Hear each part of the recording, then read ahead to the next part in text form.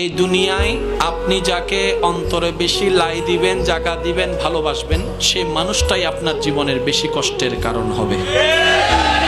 আপনি যে মানুষটাকে অন্তর থেকে বেশি চাইবেন, আপনি যে জিনিসটা অন্তর থেকে বেশি আশা করবেন, চাইবেন, সেটাই আপনার থেকে যতি দ্রুত হারাই যেতে থাকবে। আপনি অন্তর থেকে যেটাকে বেশি সম্মান দিবেন, সে তার কাছে আপনার বেইজ্জতি নির্ধারিত হয়ে আছে।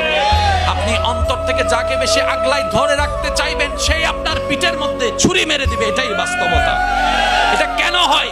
রব বলে যে তোর অন্তর্গতটা রব হিসাবে আমার জন্য, উম্মত হিসেবে তোর অন্তর্গতটা তোর নবীর জন্য।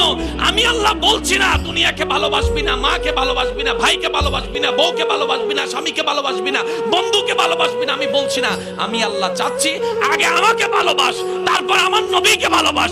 যদি আমার এবং আমার নবীর ভালোবাসা অন্তরে ফিট হয়ে যায়, দুনিয়ার যদ্দুর ভালোবাসা দরকার আমি আল্লাহ তোর অন্তরে ব্যবস্থা করে দিব। সুবহানাল্লাহ।